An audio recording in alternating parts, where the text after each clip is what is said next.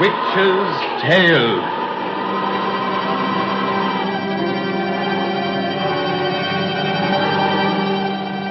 The fascination of the eerie, weird, blood-chilling tales told by old Nancy, the witch of Salem, and Satan, her wise black cat.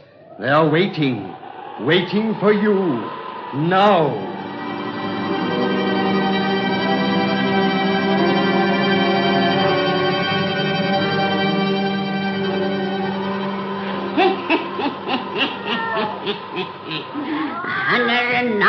Old I be today.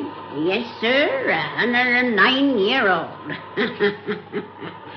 Well, Satan, what kind of a yarn we'll spin folks tonight that'll bring 'em pleasant dreams? A love story. Well, tell everyone to douse their lights so we'll have it nice and dark. That's it. We wants gloom and shadow for our cheery little tales. Now draw up to the fire and gaze into the embers. Gaze into 'em deep, and soon you'll see a famous city that's far away across the seas. The city of Alexandria in Egypt.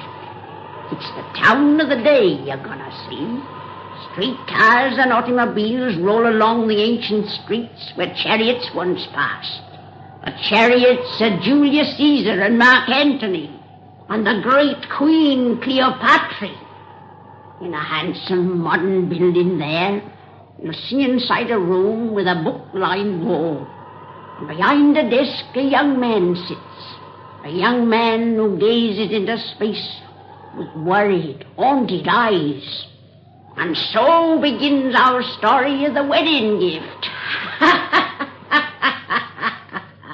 The wedding gift.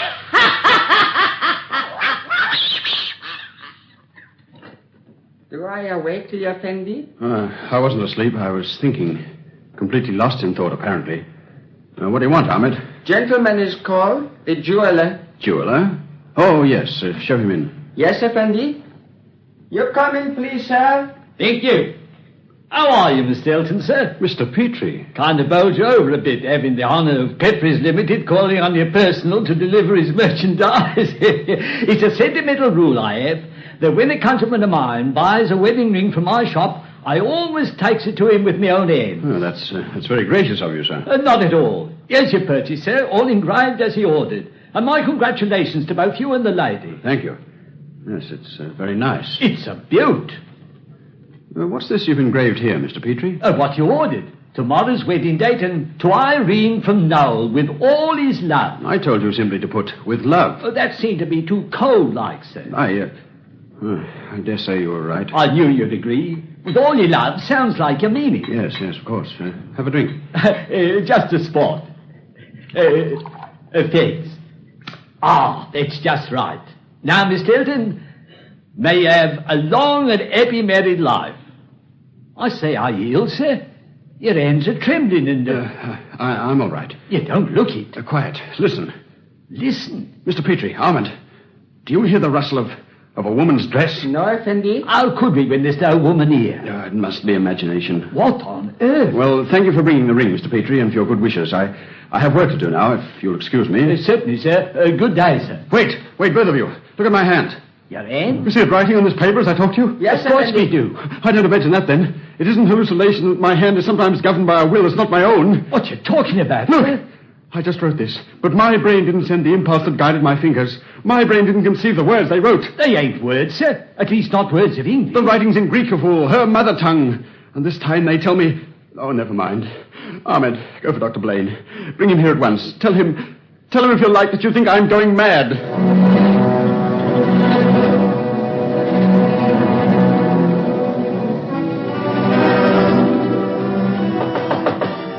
Come in. Bring Dr. Blaine, Effendi. Hello, Noel. Hello, Doctor. I won't need you any more this evening, Ahmed. Thank you, Effendi. What's this about your going crazy, son? Ahmed told you? He gave me a very excited account of how you were hearing the rustle of non-existent dresses and indulging in what the spiritualists call automatic writing. He told you the truth. Nonsense. It isn't nonsense. and there's much more to be told. After knowing you for 5 years, I'd concluded that you were the one Englishman whom this Egyptian climate couldn't affect. But it appears that the heat is getting you at last. Let me look at you. But Be still. Your flesh feels cool and your eyes are clear. Let's see your tongue. Please. Let's see your tongue. Oh, very well. No trouble there, and your pulse is normal. Yet you have hallucinations. I'm certain they're not hallucinations. Suppose you tell me of them and let me decide. Whatever's wrong, I'll have to effect a cure before tomorrow noon. Irene Lang won't want a sick man to lead her to the altar. I've decided not to marry Irene tomorrow. What? I've decided not to marry Irene at all. I won't be married to her tomorrow or ever. Are you serious? Very. Boy, do you realize what this will mean? Yes, I shall hurt Irene terribly. I shall be despised as a rotten cat and be ostracized by every European in Alexandria. You'll have to leave here, leave Egypt. You'll have to give up the work that's making you famous. Frankly, I think Irene would recover from the blow in time, but your work here is your life, son. I can't help it. I can't marry her. I can't. Now listen to me. For a long time, I've suspected that you didn't care for Irene as a man should care for the woman he proposes to marry. You're an Egyptologist. Your interests are too definitely settled on the ancient dead to allow much room in your soul for the living. You'll find contentment with Irene if you don't make a fool of yourself and call off tomorrow's wedding. Do you think my interest in the ancient dead could make my imagination play me tricks? Let me hear about those imaginations of yours in detail. But you must realize they're the result of your nervous terror of impending matrimony, not the cause. I hope you can convince me of that. I mean to, now that you've calmed down. Ahmed's already told you something of what happened early this evening. I'll tell you all of the story. First, look at these. Letters? Just short notes. This one's in Latin. Most of them are written in ancient Greek. A few are in Coptic, the common Egyptian language of 2,000 years ago. Well, who wrote them and what do they mean? My hand held the pen that wrote them all. This Latin scroll isn't your writing? None of them are. But my hand, moved by forces outside my brain, wrote every one, as they wrote the note a while ago that caused me to send for you. When did this crazy business begin? It began the day after I became engaged to Irene. And these notes, there are 26 in all, contain but 3 messages. Go on. That afternoon, I think I meant to invite Irene to the theater, but I didn't write an invitation. Instead, as I put pen to paper, I felt a gentle pressure, a pressure from some unseen source, and the pen traced this message in Greek. Our engagement is a mistake. I can never marry you because I am promised to another. Since then, every time I have attempted to write to Irene, that message has been traced instead of the one I intended to write. In Greek, Coptic, or Latin? Yes. Can you give me a rational explanation of it? It's simple as ABC. Your subconscious mind was asserting itself. I don't believe you ever really wanted to marry Irene Lang. I don't know what may be proposed to her, but I've never been promised to another. And how do you explain the pressure felt upon my hand? Suddenly faced with marriage to a woman you didn't particularly want, your desire turned towards a dream woman. I've only told you of this one message. At other times, when I've been sitting at my desk, another has been written. What? This. First we were bound by hatred, then we were bound by love. You cannot desert me. Why should my subconscious mind dictate such phrases as that? Hatred and love are very closely related, my boy. Believe me, the explanation of your precious notes lies in psychology, not in the supernatural. But you see, the notes aren't written in my writing. They're written in a woman's hand. They're in a writing which resembles that on ancient papyri I've seen, and on which was signed 2,000 years ago the name of... Well, go on. Do you believe in reincarnation, Doctor? Reincarnation? Don't laugh at what I'm going to say, please. I need your help. Doctor, from my boyhood, this country has exerted an attraction for me that was irresistible. It's what brought me here to Alexandria. I've never had to study the ancient languages of this land. I just knew them somehow. My ancestors have been Englishmen for 4 centuries that I know of, yet my features are Egyptian. I resemble, in general type, the portraits of men who lived here in the age of Antony and Julius Caesar. Oh, no. Wait, let me finish. Those people believed that after a death, Osiris weighed each soul in his scales of truth and justice. If it had sinned, that soul was sent back to earth to progress through all the lower forms of life until at last it regained the shape of man. If their belief had basis, I may have lived here 2,000 years ago. I may have been promised to a woman who now comes from a world of shades to remind me of my vows. That's about the craziest speech I've ever listened to. Yes, I fancy it sounded rather mad. But there's another message I haven't told you about yet. The one that was written just before I sent for you, after Petrie brought Irene's wedding ring. The moment I saw the inscription he'd engraved on it without my order, I sensed a presence near me. A once familiar presence, it seemed, but it frightened me. And suddenly I became aware that I was writing, my fingers guided by the unseen hand. Let's see that last note. You won't be able to read it. It's in Greek, her native tongue. Whose native tongue? I'll read it to you. It says, "You swore an oath by the tomb at Pilak to love me through eternity." Tomb at Pilak? Pilak is the old name for Philae. It was revered as the burial place of the great green god, Osiris, lord of the netherworld, the invisible world of death. An oath by that tomb was the most sacred vow that ancient Egypt knew. You've permitted your imagination to run away with your mind. Your imagination has always been a failing of yours, even in your work. You remember how you wanted to publish a wild theory about Cleopatra, that she deserted Mark Antony at the Battle of Actium and later engineered his suicide from motives of revenge? I think you declared she hated him because he'd caused the death of her real lover, whoever he was. Published, that thing would have ruined your scientific reputation. It didn't agree with written history, but somehow I knew. Just as you think you know something now. You're addicted to dreams, my boy. Now, I'm going to give you something that'll make you sleep until time for your wedding tomorrow. No. Yes. You're going to marry Irene tomorrow if I have to drag you to the altar. Afterwards, well, she's a forceful woman with sense who'll take care of you. Put these tablets on your tongue and swallow. They'll work fast. Get to bed, and I'll step around in the morning and see that you get to church by noon. For my wedding? Yes. Now, good night. Oh, you needn't come to the door with me. Good night. Oh, whose handwriting did you say the script in those notes of yours resembled? You mentioned a papyrus 2,000 years old. The papyrus I mentioned bears the signature of the last of the Ptolemies, of a Greek who ruled Egypt, of Cleopatra. Cleo? Good Lord. The fool thinks he's a reincarnation of either Caesar or Antony. Lie down on that couch and go to sleep. Good night.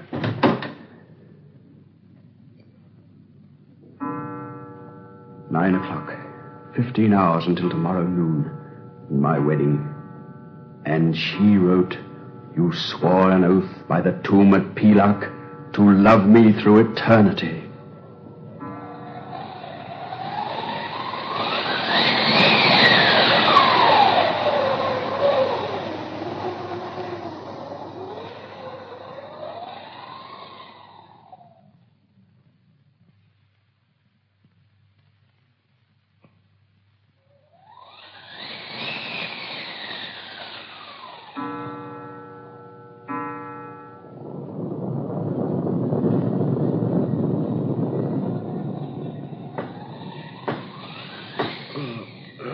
Someone knocking. Come in, Ahmed. What is it you want? I bring a gift. Huh? You're not Ahmed. No. What are you doing in my room? What's that box you're placing on my floor? It is thy wedding gift. My wedding gift? It's a mummy case. A mummy case with my portrait painted on the lid. It is thy wedding gift. Who are you? Why do you keep your face covered with that robe? Uncover your face. Come to this nightlight so I can see you. I am the one whose tomb is at Pilak. Your face is green. The sacred color of... You are Osiris, Lord of the dead. And of the human spirit and everlasting life. Be not afraid. One dwells in my netherworld of souls redeemed, to whom you swore a holy oath. I bring this wedding gift from her. Wilt thou accept it in the eternal love which thou didst promise to her? Nemrut? Nemrut? In thy blunted memory that name must strike a faint chord. It was thy name once. Nemrut? My name? Yes, a name that answered the call of hate and the call of love.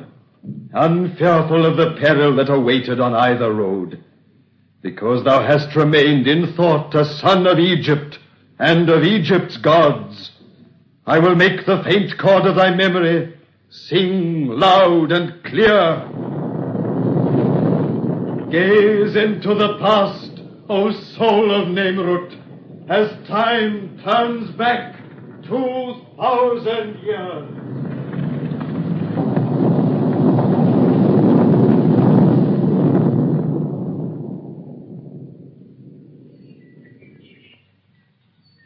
Oh, Penetius, thy Cleopatra is weary. Weary unto death.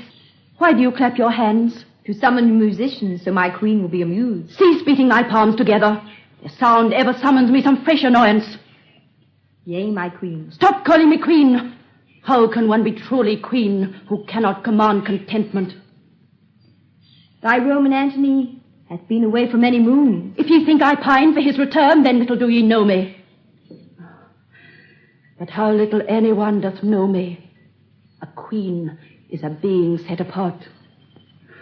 Oh, if I could only have some heartfelt passion to relieve this vile monotony. If I could but really love or hate somebody for a single moon. If I myself could be really loved or hated. Oh, why can nothing happen to me? One tiny, unexpected adventure that would give me pleasure and the joy or fear of living. Oh, Penetius, I am weary. Weary unto death. Penetius, an arrow. It cleared my forehead by the merest finger breadth. It is embedded in a tree behind thy couch. The shaft still quivers. Asorkan, Toraka, come, all ye men-at-arms. We come, O Queen. Aye, come and see how well ye soldiers guard me from assassin's arrows. Look! O Queen, my life is forfeit. I shall claim it if ye bring not to my feet the man who aimed that arrow. Speed thy men to find him. Spread out, search the grounds. He must be still within the walls. Shall we go? Bring him here alive. Alive, ye hear me? I myself will have the joy to see him slowly die. I have my adventure, Penetius. My queen, look. On the arrow sped at thee is tied a strip of papyrus, and it hath writing on it. Let me see. To Cleopatra's heart I speed this arrow with undying hate. Designed Nimrod, son of Shebetok. He is the bandit, the rebel who hath been stirring up revolt against thee and the Romans. If those dogs of soldiers bring him not to me alive, I'll have them flayed. Look, how deep his arrow entered this tree. From a man who hath the strength to draw a bow so well, hate is a compliment worthy of a queen. Thy soldiers have him. Look, they bring him to thee. A full score of them it takes. But they have him fast. He cannot make escape. A score of them, and he but one. We bring thy prisoner, O Queen, alive. So, Nimrod, son of Shebetok, now thy hatred, like thine arrow, falls harmless and spent. To thy knees before thy queen, you dog. And cast thine eyes upon my feet, not at my face.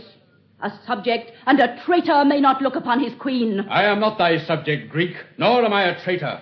I am a patriot of Egypt, with righteous hatred in my heart for a puppet of Rome. Cast down thine eyes, I say. I look full upon thee, as kingly eagles gaze undazzled at the sun. Down, dog, down. Bend his head. Thrust Let him down be. his stubborn head. Let him be. So, this Nimrod, son of Shebetok, is an eagle. Gaze then, eagle, full upon the sun, but beware it burn not out thine eyes. Well, speak out. Thou wert free enough with thy tongue before. Thou art beautiful. The eagle can be dazzled. He lowers his eyes. Only for a moment, so he may rest and gaze anew. What is thy pleasure, Queen, in the manner of this traitor's death? It is my pleasure that you go and leave him alone with me. Alone? He is unarmed, and I have no cause to fear him now. But, Queen! Go, all of ye! Away! Come, yes, my Queen. Come. Wouldst know how I shall punish thee, who meant to take my life? That doth not matter. Say ye so? Penetius, Yes, my queen. pour into yonder golden cup the vial of speedy poison ye carry always for my purpose. Yes, my queen. This cup shall be yours, Nimrod, when tomorrow's sun is swallowed by the Nile. Why dost thou suffer me to live so long? So thou shalt have thy fill of gazing at the sun. So thou shalt feel more the chill when final darkness comes. And I would have a full adventure, Nimrod. Thou gazest on me as though I were a woman, not a queen. As I have known thy hate, so I would know thy love. My love? I shall have thy love, Nimrod, until tomorrow's sun hath set. Then thy cup of poison shall not wait. The cost is worth the price. I shall have thy love, Cleopatra, until tomorrow's sun. Rise from thy knees and take me in thine arms. Oh, how strong thou art. How warm thy kisses. Oh, I am weary unto death no more.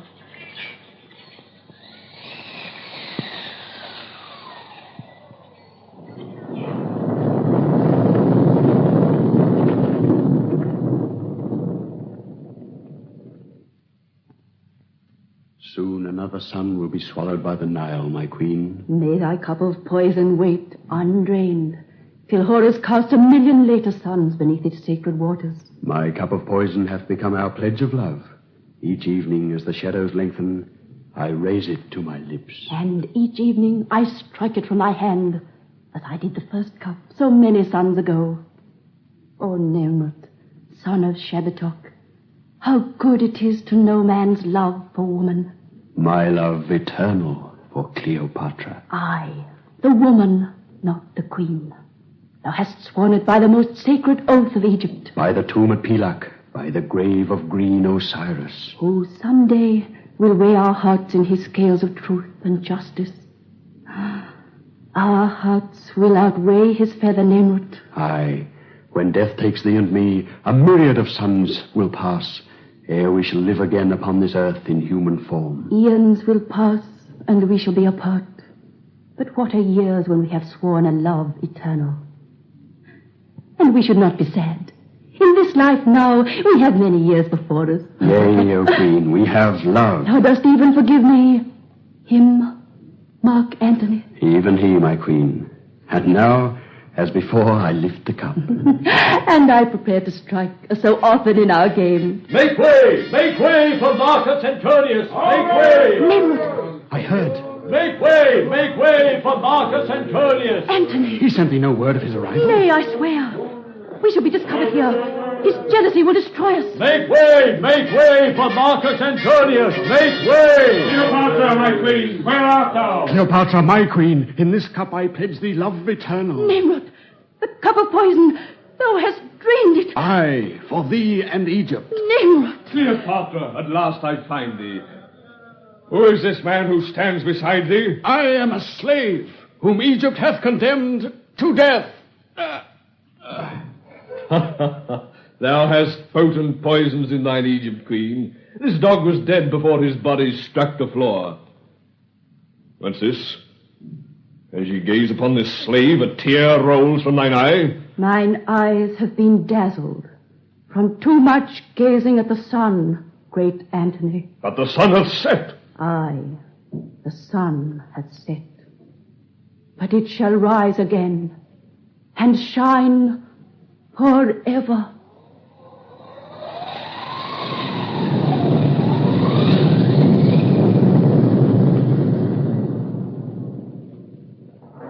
Thou hast gazed into the past, Nimrod, son of Shabbatok. The forgotten chord in thy memory hath sung out loud and clear. I loved Cleopatra. She loved me. Aye, thy Cleopatra hath lived her second life on earth, and died her second death before thee. And in the scales of truth and justice, her heart weighed lighter than a feather. She sends this mummy case as a wedding gift. Wilt thou accept it, Nimrod? I accept gladly. We swore a love eternal.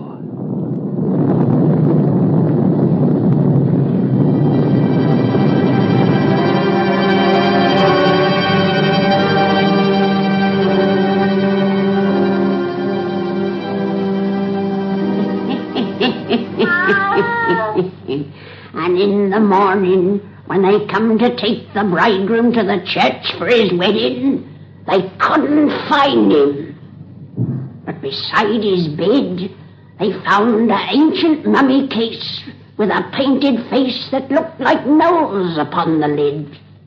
And inside, there was a dried-up mummy. No one living knowed how the case the mummy got there, and no one ever guessed it was Noel's wedding gift of death. Come and see me and Satan on my birthday, and we'll have another pretty bedtime story for you.